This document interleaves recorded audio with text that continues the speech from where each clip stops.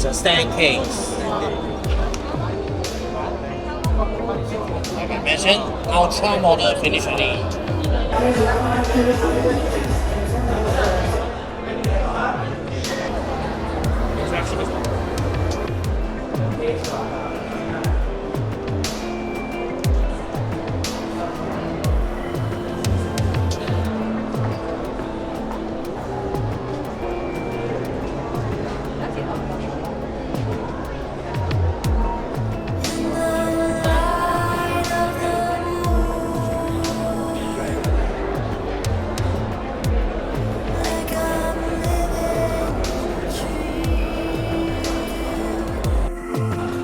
Welcome back sa channel. So, muling pamibili ngayon bago umuwi. And hindi ako maka-imagine na sobrang lapit na pala talaga ng date ng flight ko. At mixed emotion, masaya ako kasi makikita ko na anak ko at asawa ko. At the same time, Hindi ko alam anong mangyayari. So samahan nyo ako mamili na lang ng mga huling bibilin ko, huling dadalhin ko, pawin. Pabili rin.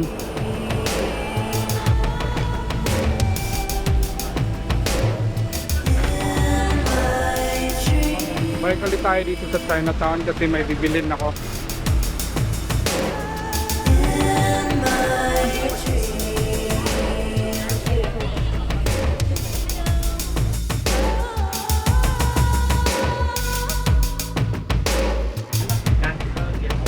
Sarap daw to.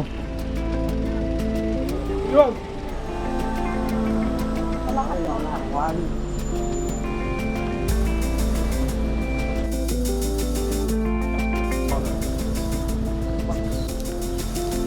Ito siya.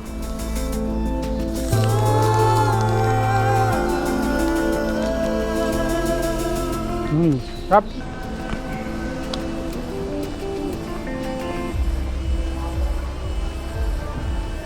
Diba? Sean, cek sana. Okay.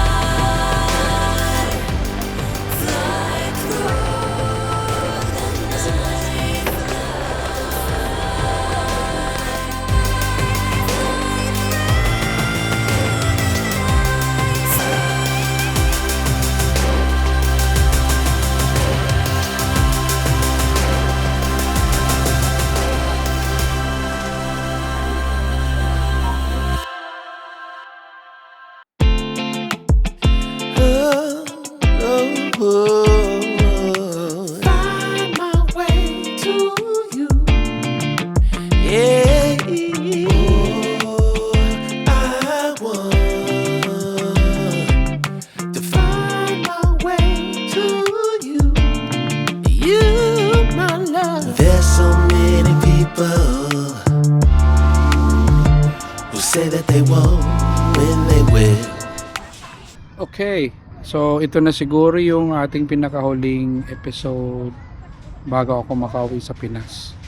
At dahil tapos na ako sa pamimili sa mga kailangan kong pasalubong, mga dalhin dun sa Pinas. At ayan na, palapit na yung date kung saan ang flight ko.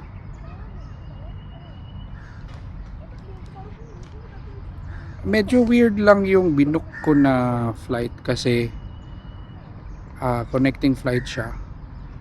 Unang flight Malaysia Airlines, tapos sunod na flight is Cebu Pacific.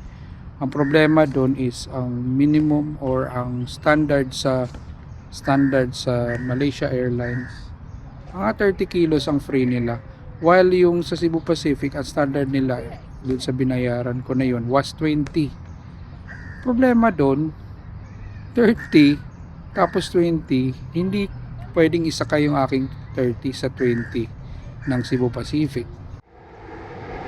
So kailangan talaga na i-upgrade ko ang aking Cebu Pacific from Manila to Dumaguete.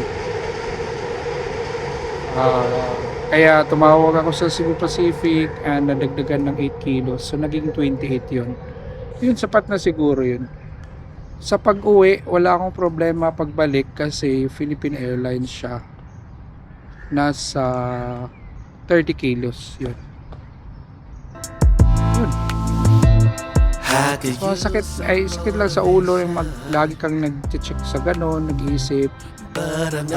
Medyo mahirap lang din mamili dahil mabigat. Yung mga ganon, nakakamiss din ito. Kasi matagal na rin akong hindi nakauwi. Kaya okay lang. So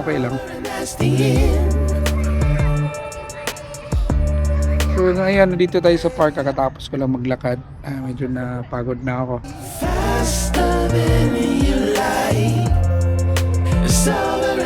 Siguro sa susunod na episode na makikita nyo ako, nag-ano na tayo, na pauwi na, sasakay na tayo, aeroplano pauwi. So salamat, sana mag-subscribe kayo kasi ginawa ko talaga tong channel na to para sa ating mga OFW or sa mga tao na gustong makita rin kung anong pamumuhay dito sa Malaysia. Subscribe, i-like yung video, share nyo para dumami tayo. Gusto kong magbuo ng isang community ng mga OFW kahit saan ka man sa mundo, kahit sa Malaysia, kahit sa NASA, kahit saan kung gusto nyo mag-follow. Walang problema yun. Dadalhin ko kayo sa mga adventure ko dito sa Malaysia. Tsaka yung mga naranasan kong problema dito, if ever meron man.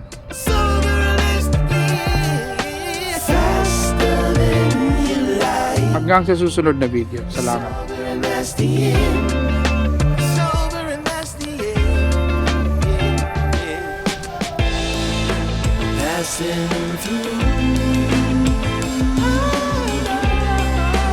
Catching a feeling of wonder.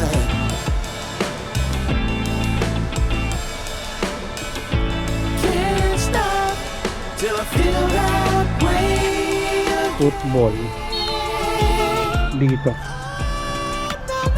sa kanilang grassroots level kung gaano ka-organized. Ayan, ang ganda. Meron yata silang tournament or training dito ngayon.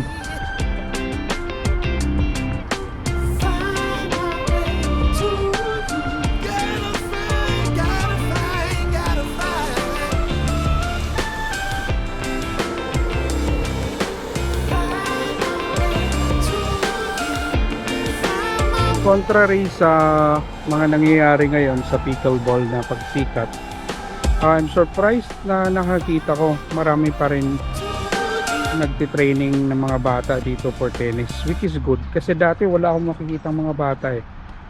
So it means if marami ng mga bata na interesado, siguro buhay pa rin ng tennis dito.